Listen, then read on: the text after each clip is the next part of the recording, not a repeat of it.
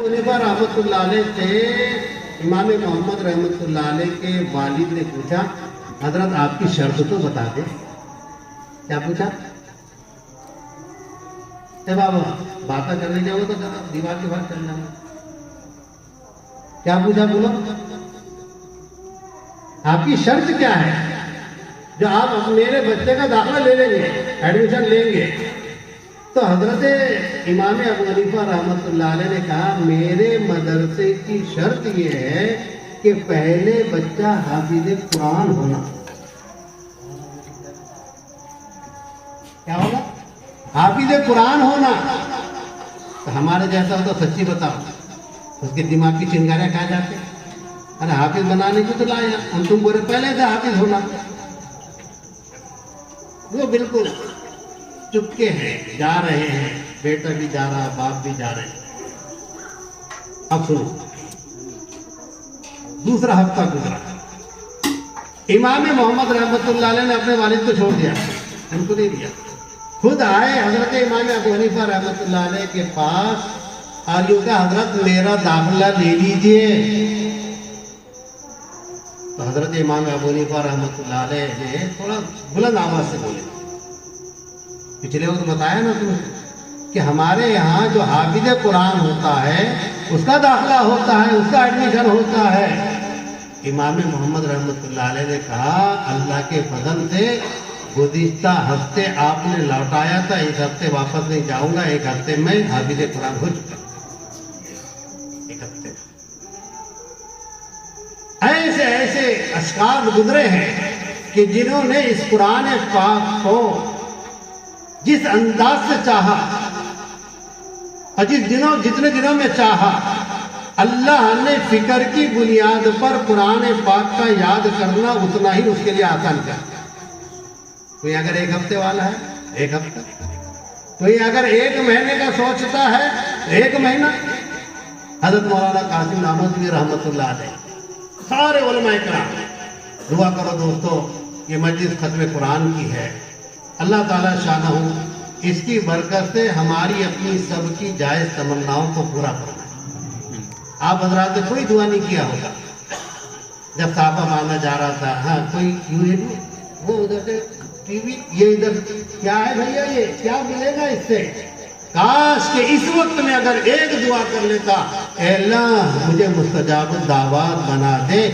تکمیل قرآن کی مجلس تھی, اگر اللہ تعالی شانہ اس مجلس میں دعا کو قبول کر لیتے تو آپ مستجاب الدعوات ہو جاتے. یعنی جس وقت جو دعا مانگتے اللہ اس دعا کو قبول کر لیتے. ہم سمجھتے نہیں ہیں, جلتے میں جاتے ضرور ہیں, لیکن کائے کے لیے یہ کیا کریں. جتنے بھی ویڈیو لیے گئے نا, بڑے مشکل سے آدھے سے ایک گھنٹہ رکھیں گے, ایسا دیکھیں گے. سب سے بڑی بات بتاؤں گا, کائے کے واسطے لے آتے بیوی کو بتانے کے بعد. ہاں بیوی صاحب کیونکہ کہاں گئے تھے, جلتا تھا نا, جلتے میں گئے تھے کیا, ہاں تم ایسی کریں گے نا, اکیلے چلے گئے. میں بھی آتی تھی, لایا نا میں تیرے واسطے موبائل میں. کاش اس ہماری بہن کو لے کر آتا باہر مدرسے میں بٹھا دیتے. جیسے ماشاء اللہ کچھ بچیاں آئی ہوئی ہیں, کچھ خاتون آئی ہوئی ہیں, بہت اچھی بات ہے.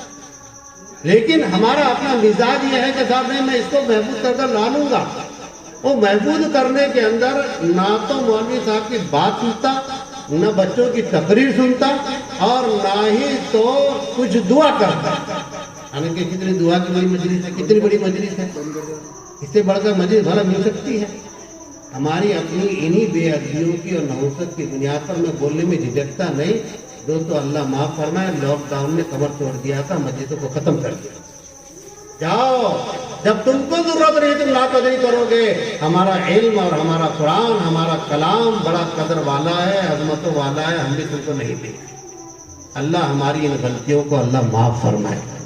تو مولانا قاسم نانوتوی رحمۃ اللہ علیہ حج بیت اللہ کے لیے گئے, تو میں یہی عرض کر رہا تھا کہ دعائیں کریں کہ اللہ تعالیٰ شانہ حرمین شریفین کی ساری رکاوٹوں کو دور فرمائے, اور پوری امت کے لیے اور خصوصاً ایمان والوں کے لیے اللہ تعالیٰ شانہ راستوں کو آسان اور سہل فرمائے.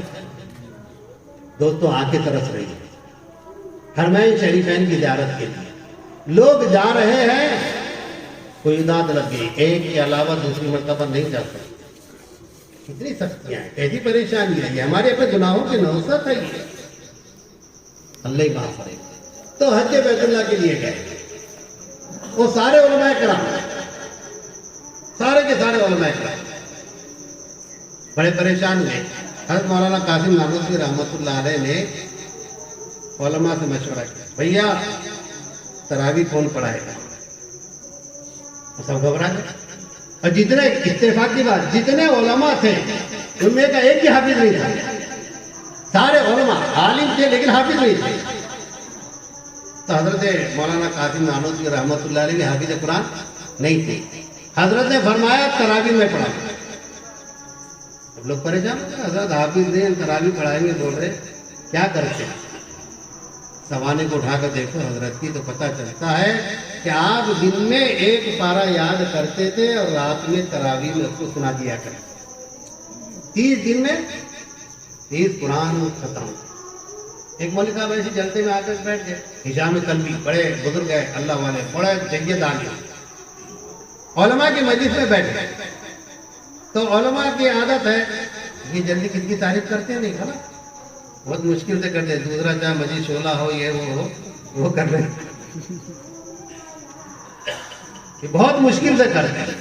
تو علماء نے جو مشورے میں تعریفات کی، بھیا یہ تعریف ایسا، یہ مولانا ایسے ہے، ہشام کلبی اس زمانے کے بہت بڑے بزرگ اللہ والے اور عالم صاحب. لیکن ایک نے بول دیا چٹکا دے دیا. اور کیا چٹکا دیا؟ حافظ قرآن تھوڑی ہے. مولانا سمجھ رہے کیا بولا؟ حافظ قرآن تھوڑی ہے. بس جو سنکی لگی، علماء بیان کرتے ہیں 6 مہینے میں قرآن پاک کا حفظ کر لیا. جیسا جس کو دماغ کے اندر وہم آیا اور بات آئی، اللہ تعالیٰ شانہ فرماتے وَلَقَدْ يَسَّرْنَا الْقُرْآنَ لِلذِّكْرِ فَهَلْ مِن مُدَّكِرٍ. البتہ تحقیق کہ ہم نے قرآن پاک کو آسان کر دیا ہے کوئی اس کو یاد کرنے والا؟ پیر ذوالفقار صاحب نے بڑی عجیب بات لکھی ہے، بیان کیا ہے. فرماتے ہیں کہ ایک مرتبہ میرے ساتھ میں رہتے تھے حضرت کے، انہوں نے کہا حضرت آ جائیے. بولے کیوں؟ کیا کرا؟ مجھے حفظ کی دستار فضیلت باندھ دیجیے. یہ جو دستار لگی نا یہاں پر، دستار فضیلت باندھ دیجیے. پیر ذوالفقار صاحب کہتے ہیں وہ بڑا خوش ہو گیا، چلو بھائی دستار فضیلت کے لیے. اہل اللہ بزرگ ایسی مسجدوں کو بہت قیمتی جانتے ہیں، ساری مشکلیں اور ساری پریشانیاں چھوڑ کر چلے آ جاتے ہیں. حضرت آگے حضرت فرماتے ہیں میں صافہ باندھ رہا تھا، ابھی باندھی نا صافہ، ایسے صافہ باندھ رہا تھا، ان کے چہرے کو دیکھ رہا تھا. دیکھتا کیا ہوں کہ ان کی بھویں، داڑھی، منہ، کان کے بال، سینے کے بال سارے سفید ہو چکے ہیں. سمجھ میں آیا کچھ؟ سارے سفید ہو چکے ہیں. تو میں نے ان سے پوچھا تمہاری عمر کتنی ہے؟ انہوں نے کہا میری عمر 90 سال ہے. علم بوڑھا نہیں ہوتا. ہم نے رکھ دیا ہے چھوٹے چھوٹے بچوں کے لیے، ارے اس کی نحوست ایسی پڑی. بعد میں بتاتا ہوں. ہم نے قرآن پاک کو چھونا بھی بند کر دیا. پڑھنا کا تو سوال ہی پیدا نہیں ہوتا اور حفظ کرنے کا تو سوال ہی پیدا نہیں ہوتا.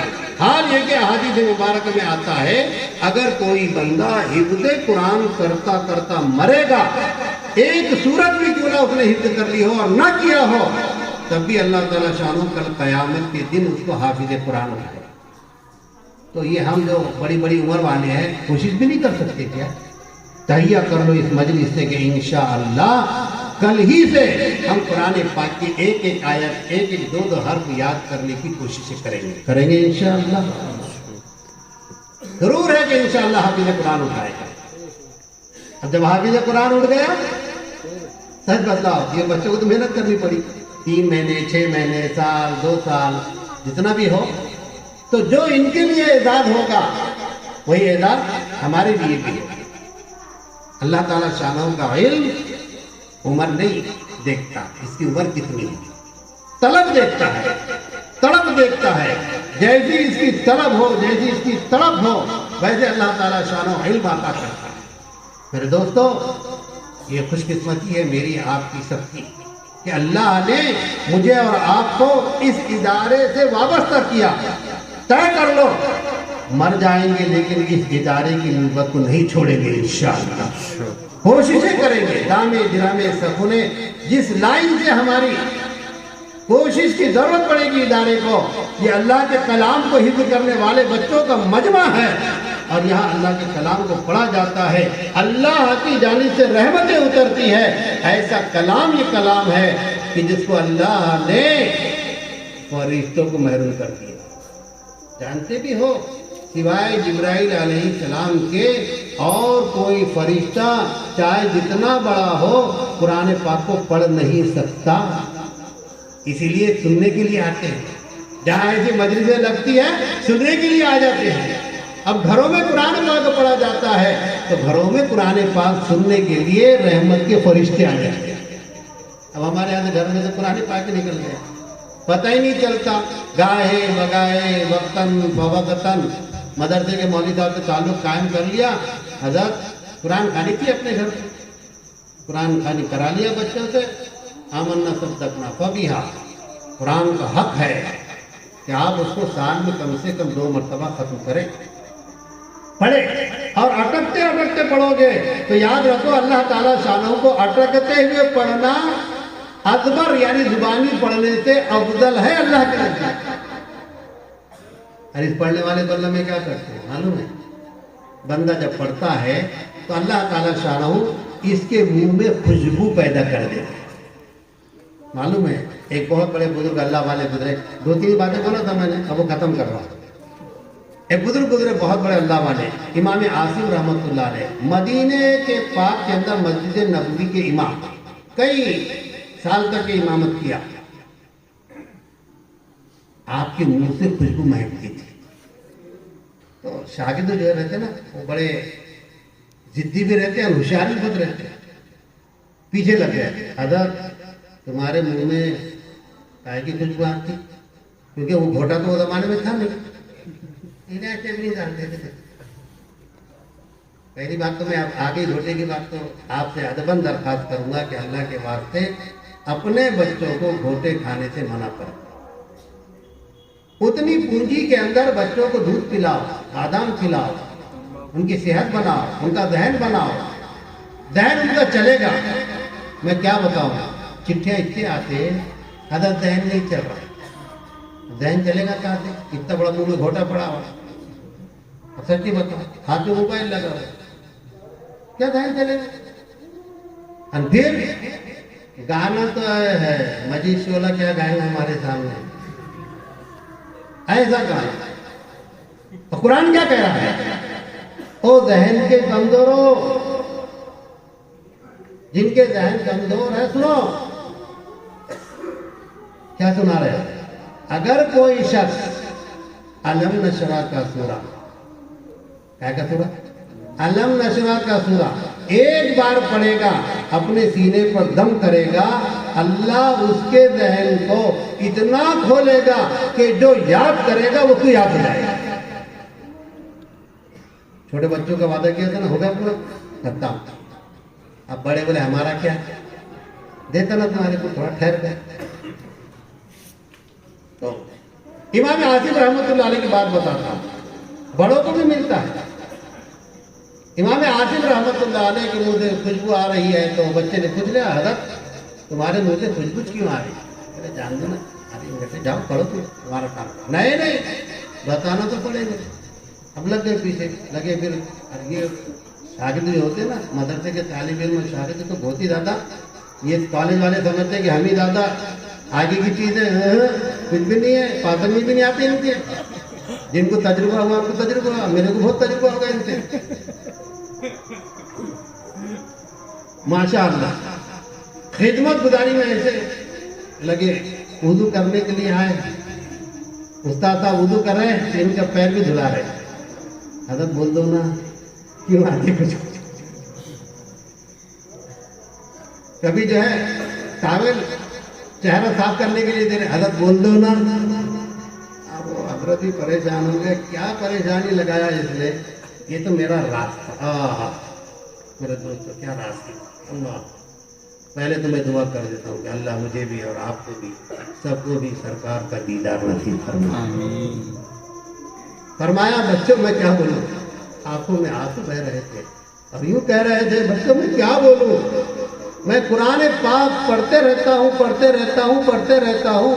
ایک دن سرکار میرے پاس تشریف لائے اور میرا چہرہ اس طرح سے تھاما اور مجھے کہا تم میری مسجد میں قرآن پاک کو کثرت سے پڑھتے ہو, میرا جی چاہتا ہے کہ میں تمہارے لبوں کو بوسہ دوں. سرکار نے جس دن سے بوسہ دیا ہے قسم کھا کر میں کہتا ہوں اسی دن سے میری خوشبو میرے منہ سے خوشبو مہکتی. یہ ایسا کلام ہے جس کلام کی بنیاد پر اللہ تعالیٰ شانہ منہوں کے اندر خوشبو پیدا کر دیتے ہیں. علماء نے بیان فرمایا ہے بڑا ہو یا چھوٹا جب یہ قرآن پاک پڑھتا ہے اور زبان سے اس کے کلام نکلتا ہے اور آواز اس کے منہ سے صادر ہوتی ہے, فرمایا فرشتے اس کے لبوں پر اپنے لب رکھ دیتے, ہونٹ رکھ دیتے. کیا کہنے, کیا رحمتیں نہیں آئے گی, برکتیں نہیں آئے گی. آج رونا رویا جا رہا ہے, ہمارے گھروں کے اندر برکتیں نہیں ہے, رحمتیں نہیں ہے, سکینہ نہیں ہے, پریشانیاں ہیں, مصائب ہیں. ان مصائب کا حل میرے دوست واحد یہ ہے کہ ہم کلام پاک کی تلاوت کریں. ایسی صورتیں کیا بتلاؤں, بہت لمبی چوڑی تفصیلات میں نہیں جاتا. حضرت نے مجھے ایک حکم دیا تھا, میں اس سے پہلے رکعت لیتا. سورہ دعا ہے, یہ علم نشرہ کے اوپر کی سورت ہے. سورہ دعا علم نشرہ, یہ علم نشرہ سے تھوڑا سا اوپر ہے. پہلی سورت وہ ہے سورہ دعا, اس کے بعد میں علم نشرہ. علماء نے بیان فرمایا ہے یہ جو بے سکونی, پریشانیاں, مسائل, جس کو دیکھو ڈپریشن میں. کس کو پوچھنا کیوں جی رو رہے کیوں, مطلب صورت ہی ایسی ایسے حالت میں ڈپریشن ہے. جس کو دیکھو اس کو, پیسے والا بھی ڈپریشن میں, علم والا بھی ڈپریشن میں, پڑھنے والا بھی ڈپریشن میں, عالم بھی ڈپریشن میں, حافظ بھی ڈپریشن میں, ڈاکٹر بھی ڈپریشن میں, انجینئر بھی ڈپریشن میں. جس کو دیکھو وہ ڈپریشن میں. پھر بھی اللہ کا فضل ہے, یہ تو قرآن کی اور دین کے علم کی برکت ہے کہ وہاں 35,000 بھی آتے ہیں تو بھی ڈپریشن میں. یہ تو 3500 میں بھی کائے کا ڈپریشن ہے. کھایا پیا کر رہے, کتنے بج رہے ہو, 9 بج گئے نا, گہری نیند میں دکھ رہے تم تو. پھر اپن تو 8 بجے عشاء پڑھ لیتے ہیں, ہم لپیٹ لیتے مغرب کے بعد کا کھانا. Know depression. تو ڈپریشن اگر ہو رہا ہے تو اللہ تعالیٰ شانوں کا کیا کلام ہے.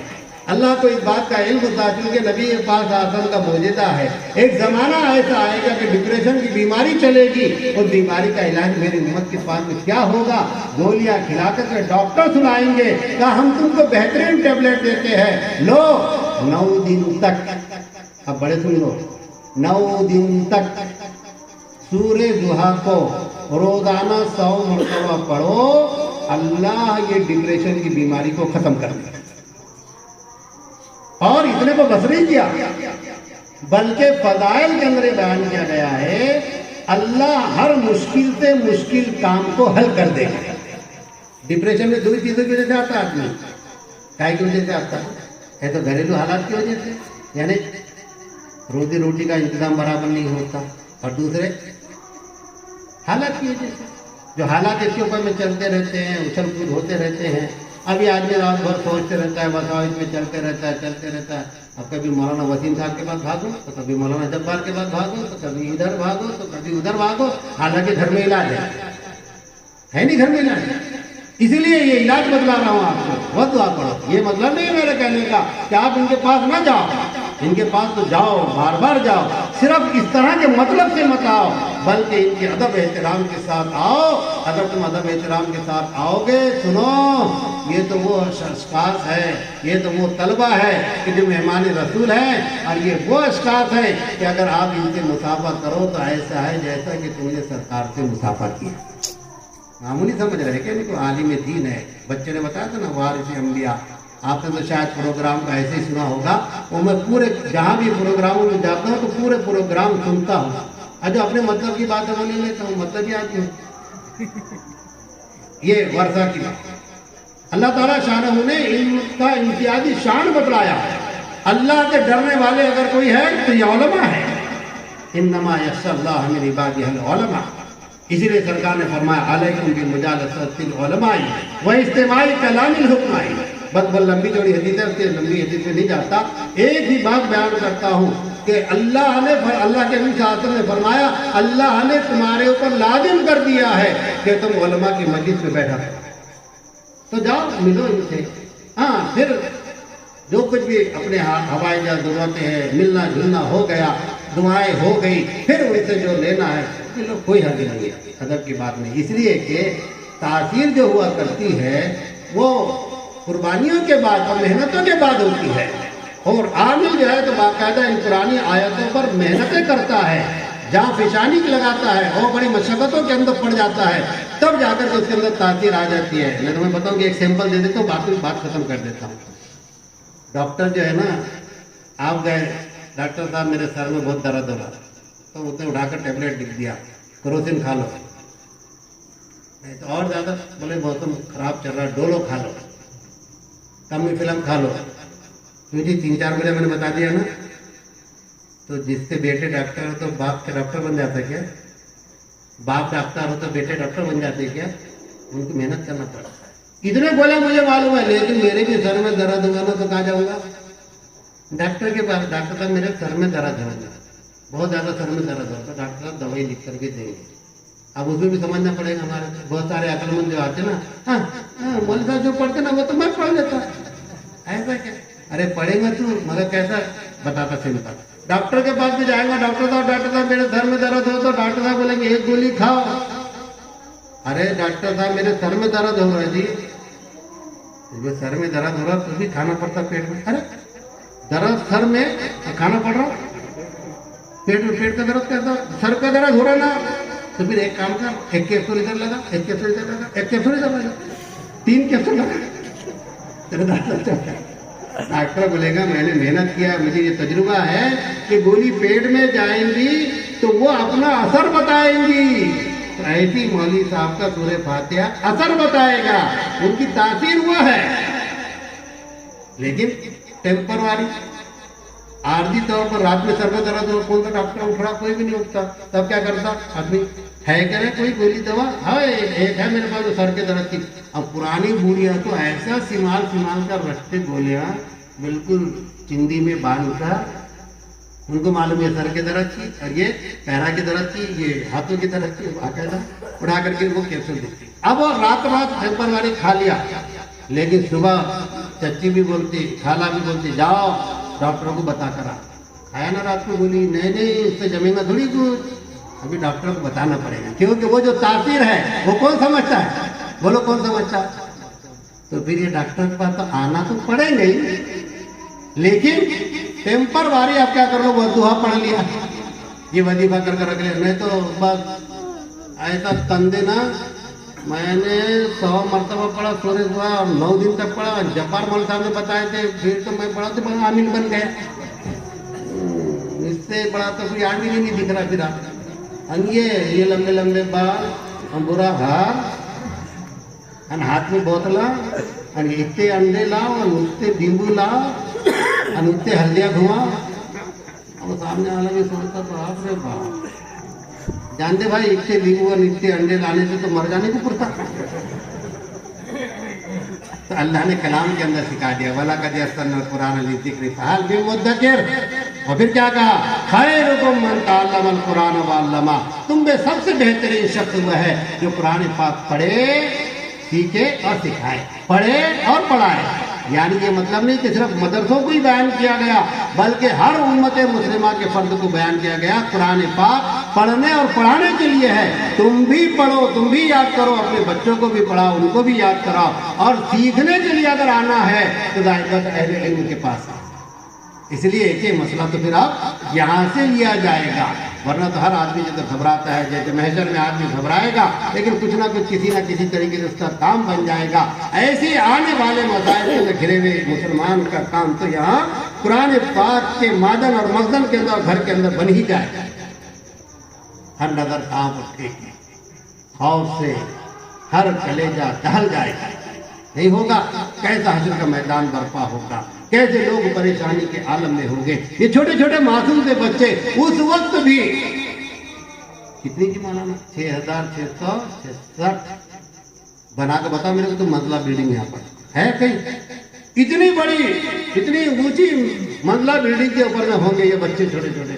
वहां से आवाज लगाएंगे, अपन जा रहे हुए परेशान होते हैं तुम्हारे मेरे जैसा, अल्लाह ना करे। लेकिन पता नहीं सकते दोस्तों कौन कौन सी मासियत की बुनियाद पर पकड़ा जाए। जा रहे हुए ये बच्चा अगर ऊपर से देख लेगा रही है तो वही मौलाना दिख रहे हो, ये तो वो फलाना साहब दिख रहे हैं जिन्होंने हमको 100 रुपए दिए थे, 50 रुपए दिए थे। अल्लाह मियाँ इन्होंने मेरी मदद किया था, तू भी इनकी मदद फरमा दे। हजरत मुफ्ती साहब ने तो बताया कि 10 हाफिज कुरान 10 अपने खानदान के असले जहन्नमियों को नजात दिला के जन्नत में दाखिला देगा। हदीस की और गहराई के अंदर आप चलते चले जाओ, जिसके सर पर हाथ रख देगा, जिसके बारे में कहेगा अल्लाह मेरी शफाअत इसके हक में कबूल कर लीजिए, अल्लाह उसके हक में उसकी सिफारिश कबूल कर लीजिए। कितना बड़ा हर नजर कांप उठेगी, खौफ से हर कलेजा दहल जाएगा। ओढ़ कर काली कमली वाले आ जाएंगे, मैशर का नक्शा बदल जाएगा।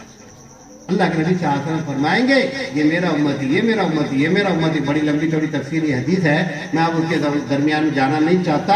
बस दुआ ये करता हूँ कि परवरदिगार आलम जिन बातों को हमने सुना, बच्चों से क्या, बड़ों से क्या, बुजुर्गों से क्या, अल्लाह ताला शानो उन बातों पर सबसे पहले मुझे, बाद में आप हजरात को अमल की तौफीक अता फरमाए।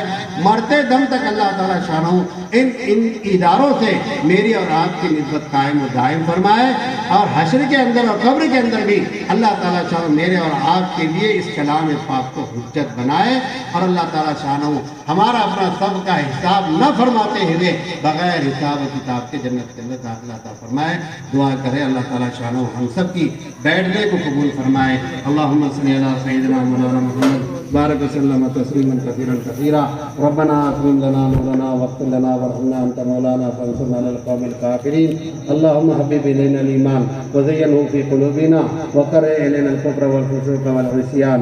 अल्लाहुम्मा जअलना मिनर राशिदीन, अल्लाहुम्मा जअलना मिनर राशिदीन, अल्लाहुम्मा जअलना मिनल मुहतदीन। अल्लाहुम्मा इहदिना सिरातल मुस्तक़ीम सिरातल लज़ीना अनअमता अलैहिम मिनन नबिय्यिन व सिद्दीक़ीन व शुहदाኢ व सालिहीन व हसना उलाइका रफ़ीक़ा। ऐ अल्लाह हम सब के गुनाहों को माफ़ फरमा, खताओं को दरगुजर फरमा। मौला करीम होने वाले इस मजलिस को बेइंतहा कबूल फरमा। मौला अगर हमने दिल के अंदर दुआएं ना भी की हो, अल्लाह तो दिल की हालत को भी जानता है। अल्लाह हमारी सब की जायज़ तमन्नाओं को पूरा फरमा, जायज़ हाजतों को पूरा फरमा, जायज़ ज़रूरतों को पूरा फरमा। मौला तेरे लाडले नबी की लाडली उम्मत परेशानियों से दो चार होती चली जा रही है, तो इन सब की परेशानियों को दूर फरमा, बीमारों को शिफाए कुली नसीब फरमा, तंगदस्तों के लिए हकलाबंदी के फैसले फरमा। ए मेरे मौला किसान ऐसे भी हैं जो अपने फसलों के ऊपर में एतमाद और भरोसा किए हुए हैं। परवरदिगार आलम उनके भरोसे और एतमाद को ठेस न पहुंचा इस मजलिस के बरकत से।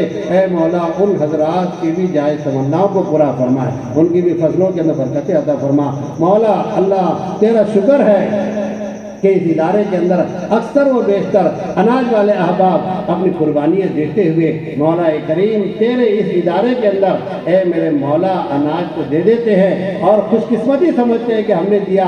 मेरे मौला तूने उनके माल को कबूल कर लिया। ऐसे ही मौला चलते फिरते उठते बैठते आते जाते लोगों ने खूब खिदमत किया। ए अल्लाह इदारा मुस्तकिलन एक छोटे से देहात के अंदर चल रहा है, तू ही इसका निगरान है। मौला कैसे कैसे लोगों ने मसाइब के अंदर इसका ताउन किया, कैसे कैसे अपनी परेशानी में खुद नहीं था इन बच्चों की तरफ तवज्जो दी। ऐ मेरे मौला उसी का असर है, उन्हीं की मेहनत का नतीजा है, उन्हीं की कुर्बानियों का नतीजा है। मौला करीम आज इस छोटे से इदारे से मौला करीम 2 बच्चे हिफ्ज़ कुरान करके मुकम्मल हो करके अपने घर को जा रहे हैं। मौला करीम जिस तरह ए अल्लाह तू इनके वालिदैन को नूर का ताज पहनाएगा, ए अल्लाह पूरी मजलिस में किसी को भी तू इस ताज से महरूम न फरमा। تیرے لیے کون پوچھنے والا ہے؟ مولا تو جسے چاہے جتنے چاہے جو چاہے عطا کر دے۔ مولا ایسا کہ تو غنی ہے، بے نیاز ہے، مولا تجھے کسی کو پوچھنے کی ضرورت نہیں ہے۔ مولا ہماری اس مجلس کو قبول فرما، مولا ہماری اس مجلس کو قبول فرما۔ آنے والے علماء کرام نے جو ہمارے اپنے خاطر قربانیاں دی ہے، مولا ان کی آمد کو بھی قبول فرما، ان کی قربانیوں کو قبول فرما، اس مدرسے کو دین کی بادشاہ کی ترقی عطا فرما۔ ہم سب کو ہمتاً متوجہ ہو کر اس ادارے کی ترقی کے لیے کوششیں کرنے کی توفیق عطا فرما۔ مولا کریم اے اللہ تیری نسبت پر ہم گھر گھر جائے، در در جائے، ان کے سامنے ہاتھ پھیلائے اور یہ تیرے نام پر دے، اس کی برکت سے تو اے اللہ رحمتوں کو نازل فرما۔ دینے والے اور مانگنے والے دونوں کے گھروں کے اندر اے اللہ رحمتوں اور برکتوں کو نازل فرما۔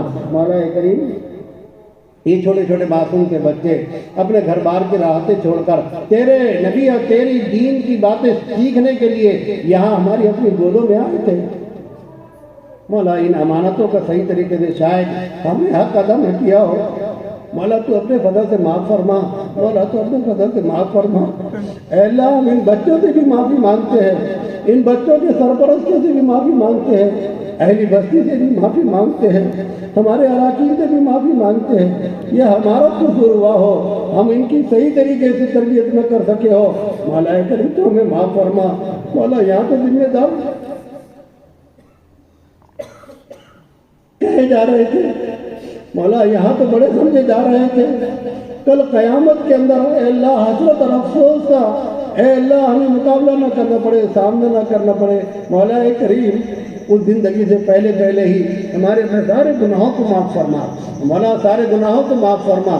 آئندہ بھی اے مولا ان بچوں کو جو مہمانان رسول ہے، اے مولا تیرے محبوب کی لاڈلے امت کے لاڈلے افراد ہے، مولا جن کے پیروں کے تلے فرشتے پر بچھاتے ہیں، اے میرے مولا ان کی پوری خدمت کرنے کی توفیق عطا فرما، ان سے محبت کرنے کی توفیق عطا فرما، ان کے تعاون کی توفیق عطا فرما۔ اے میرے مولا جو کچھ ہم سے اور بستی والوں سے اے اللہ غلطیاں، گستاخیاں، بے ادبیاں مہمان رسول کے حق میں ہوئی ہوگی، اے میرے مولا میں پوری بستی والوں کے طرف سے تجھ سے معافی مانگتا ہوں، مولا تو معاف فرما دے، مولا تو معاف فرما دے، مولا تو معاف فرما دے۔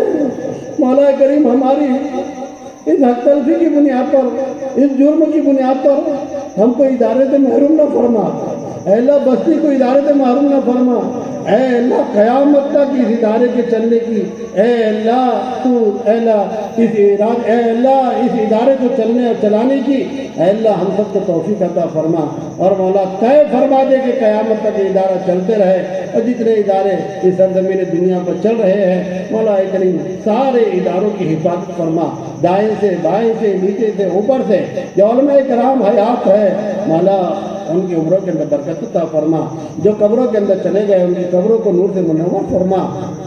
اے میرے مولا مساجدوں کی حفاظت فرما، مدارس کی حفاظت فرما، مکاتب کی حفاظت فرما، خانقاہوں کی حفاظت فرما، حرمین شریفین کی حفاظت فرما۔ اے اللہ ہمارے شر سے اے اللہ شر کو پھیلا کر ساری دنیا کے اندر گندگی کو نہ پھیلا، بلکہ ہم اپنے شر سے خود ہی پناہ مانگتے ہیں، تو اے اللہ ہمارے شر سے ہماری بھی حفاظت فرما، اور اے اللہ شیطان کے مکر و فریب سے پورے امت مسلمہ کی حفاظت فرما۔